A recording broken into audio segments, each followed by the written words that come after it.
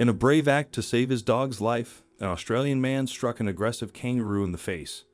During a hunting trip, Tonkin was horrified to find his beloved dog, Max, caught in a headlock by the kangaroo. National Geographic explorer Marco Festa Blanchett noted that Tonkin risked being disemboweled by the kangaroo. Yet, either unaware of the peril or undeterred by it, Tonkin instinctively knew he had to act. This could have been a scene from the Taronga Western Plains Zoo, often called Dubbo Zoo, a place known for providing a serene environment to observe animals, staffed by expert zoologists and caregivers. However, in June 2016, a zoo worker's actions sparked a storm of controversy when he physically defended a dog against a wild kangaroo. In the wild, kangaroos often fight fiercely, using their claws and standing on their hind legs. As a result, Australia adopted the image of a boxing kangaroo as a national symbol. Unfortunately, the spirit of resilience has sometimes led to kangaroos being used in boxing matches for entertainment. Greg Tonkin's story involves these elements. Tonkin, who worked as a zookeeper at Taronga Western Plains Zoo, dedicated his life to animals. He was also a member of the Hunters and Pig Doggers Association of Australia. His dog, Max, proudly participated in high-jumping competitions. In the summer of 2016, Tonkin joined a hunting trip with friends and brought Max along. The trip was particularly meaningful as it included Caleb Barwick, a 19-year-old fighting Ewing sarcoma, a rare bone cancer often found in young people. Barwick's friends, including his girlfriend, Brandy Wandell, had started a GoFundMe to help with his medical bills, and Tonkin had arranged this hunting trip to lift his spirits. During the excursion, Tonkin witnessed the terrifying sight of Max in a kangaroo's headlock.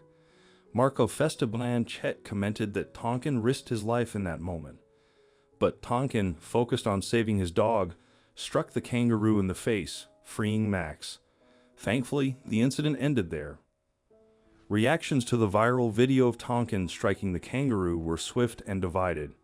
PETA Australia criticized the hunting trip and Tonkin's punch in a Facebook post, stating, "Punching a kangaroo in the face is neither brave nor funny." They also highlighted that using dogs to harass local wildlife is illegal. Tonkin soon feared leaving his home as he began receiving threats from online users. His hunting companion expressed his disgust at those wishing harm on Tonkin and his family, even though the kangaroo had not been harmed. Some reactions, like a tribute graffiti piece, were more lighthearted. Tragically, on December 1, 2016, Caleb Barwick, the young man for whom Tonkin had arranged the trip, passed away from his illness. Just days earlier, on November 27, Barwick and Wandell had exchanged vows in his hospital room. Wandell shared her gratitude on the GoFundMe page. Notice how little Barwick's discomfort seemed to impact his positive outlook. How do you feel after watching the footage of Tonkin punching the kangaroo? When Tonkin struck the kangaroo, did he act appropriately to protect his dog, or did he cross the line? It's not just Tonkin who has defended himself against an animal. In Liberty, Texas, an unidentified woman spotted a large snake creeping close to her home. She decided to ignite it by dousing it with gasoline, but unfortunately, she also set her house on fire. David Wesselhoft, the Liberty Fire chief, commented, "I guess she just didn't like snakes." In Lee County, Georgia, 54-year-old Larry McElroy noticed an armadillo near his house. In response, he fired a 9mm rifle at the creature. The bullet ricocheted off the armadillo's shell and struck McElroy's 74-year-old mother-in-law, Carol Johnson, who was relaxing about 100 yards away in her mobile home. Fortunately, she suffered no major injuries, and the armadillo survived. Professional surfer Mick Fanning experienced a terrifying shark attack during the J-Bay Open in South Africa. Recalling the incident, Fanning said, "I just had this instinct that something was behind me. Then, all of a sudden, I felt myself getting pulled underwater."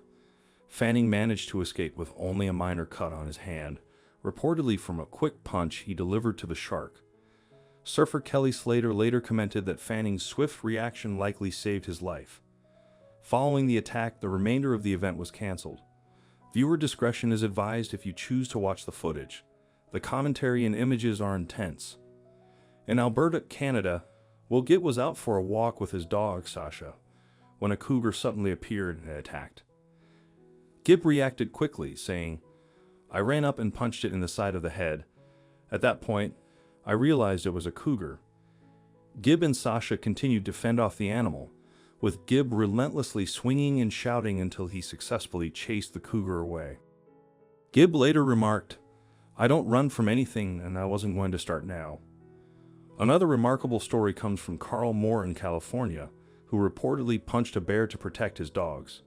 He stated to CBS Sacramento, "I reached down for the closest, biggest stick I could find and ran back to face the bear." Although some believe Moore may have embellished the story, witnesses confirmed he did indeed punch the bear, sending it on its way. In Georgia, David Quarterman was out with his 3 dogs, Sheba, Kush, and Cody, when an alligator suddenly snatched Sheba. Without hesitation, Quarterman plunged into the water and delivered a powerful punch to the alligator. "When that alligator rose up with my dog in its mouth, it looked like something out of a Hollywood horror movie," he recalled. Sheba survived with only minor injuries, thanks to her owner's quick thinking. The story of Johnny Bolton jumping on a bear sounds like something straight out of an action film, but it really happened. Trained in martial arts since childhood, Bolton instinctively delivered a jump kick as the bear charged into his cabin in Lake Tahoe, California. Startled, the bear turned and ran away. Reflecting on the experience, Bolton said, "I just kicked. I didn't think.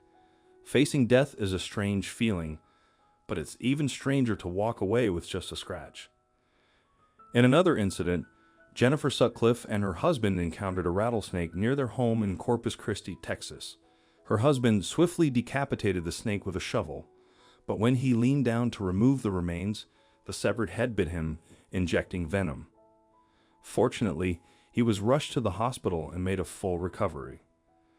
What do you think of this story? Let us know in the comments section. I hope you like this story. Please like it and share it with your loved ones. Also subscribe and press the bell icon to never miss the update from our channel. Thank you.